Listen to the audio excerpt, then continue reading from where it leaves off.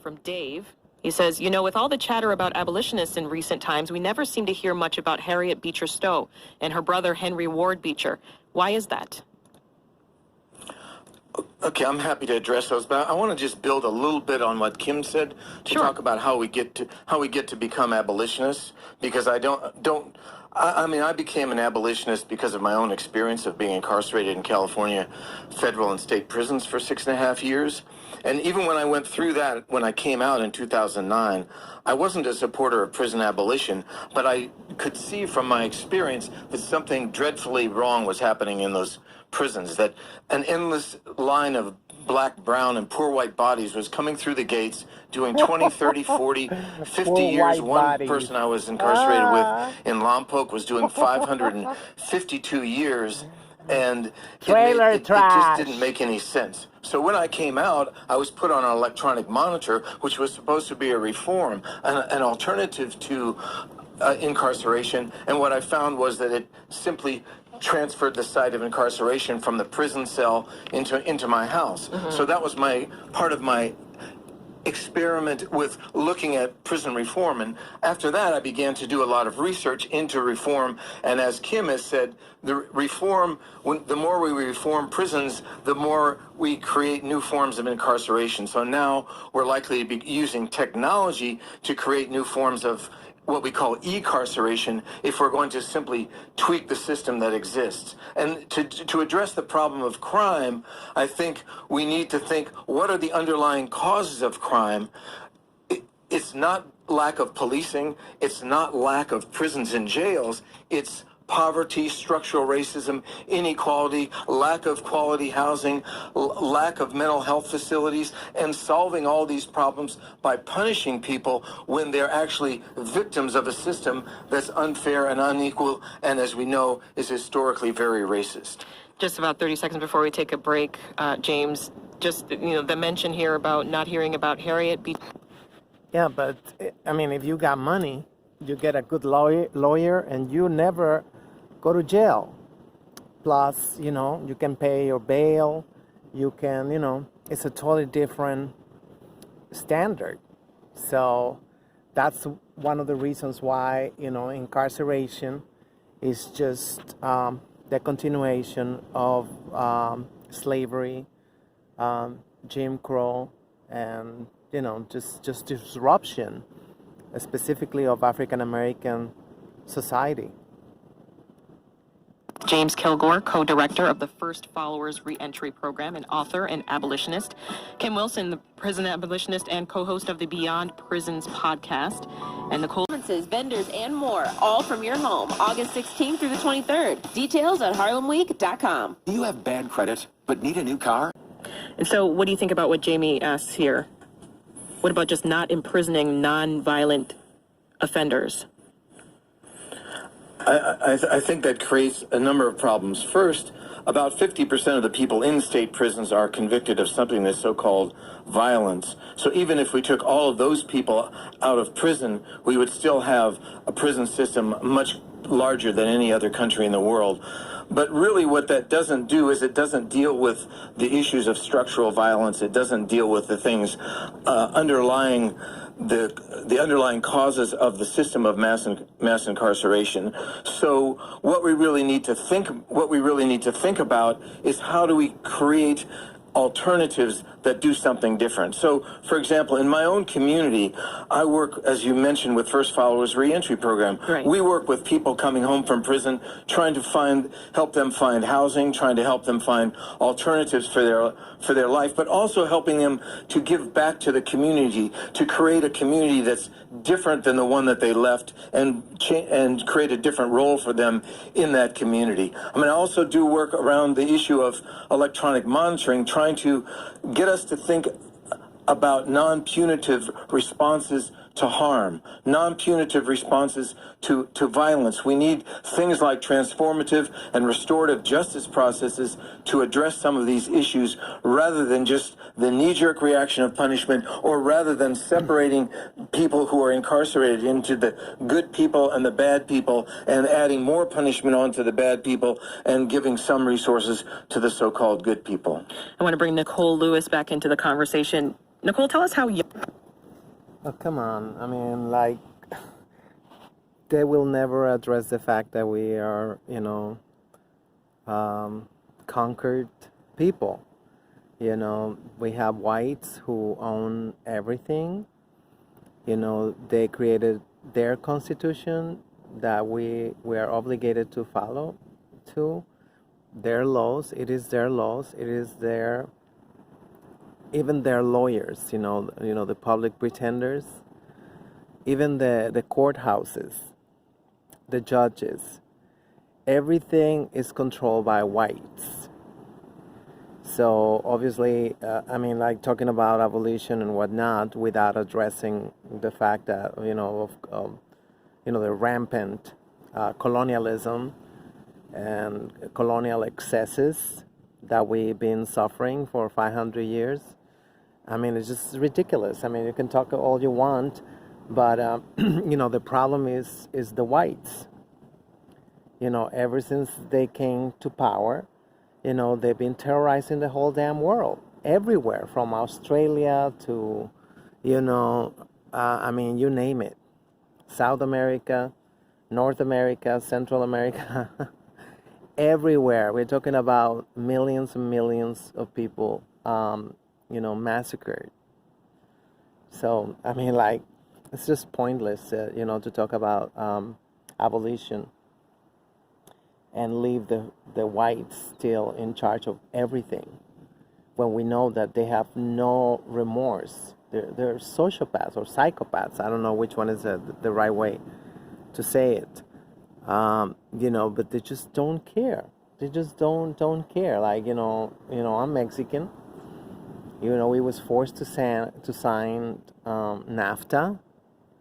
Before NAFTA, you can literally see it. You can see it that we was one of the healthiest countries in the whole world.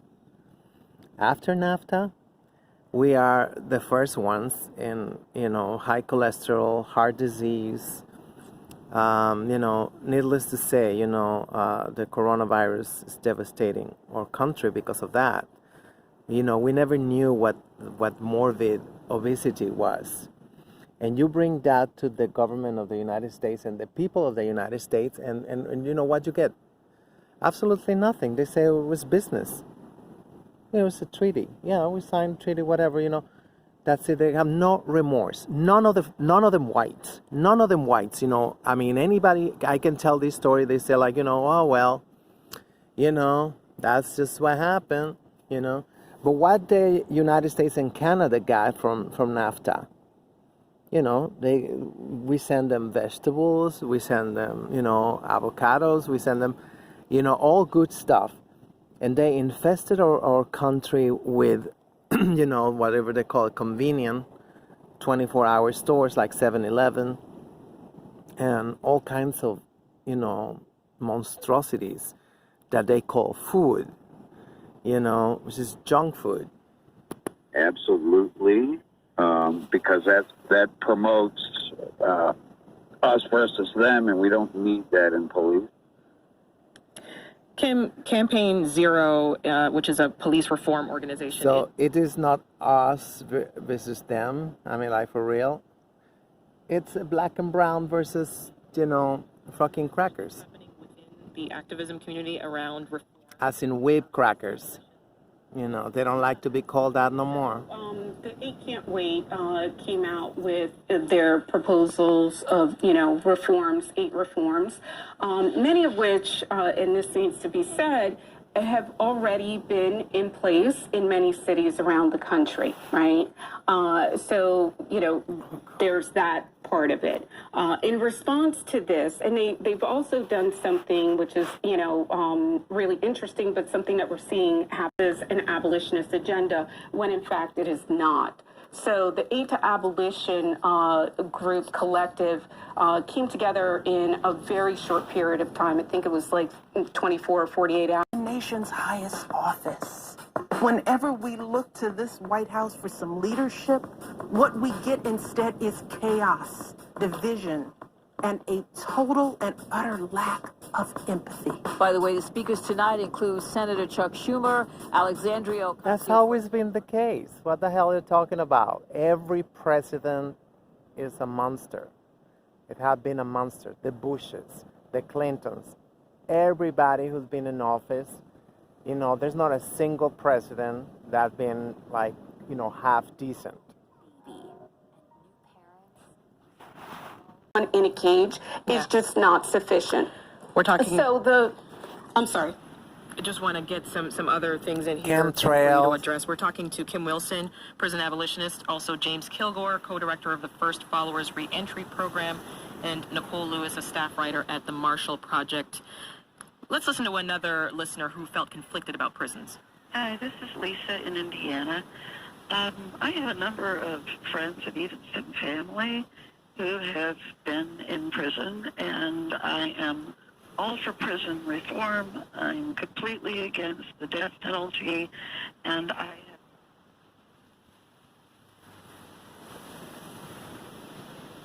Come on, it's just like, who's moderating this freaking panel? You know, white people. Who own those radio stations? White people. We don't own shit. You know, black and brown, yellow, you know, television, radio stations, newspapers are controlled by the whites. You know, I mean, we pretend, you know, this is a humongous, you know, like fluorescent elephant in the room, you know, and I'm just getting tired of, you know, these idiots, you know, just pretending we all stupid. You know, granted, there's a lot of stupid people, sheeple.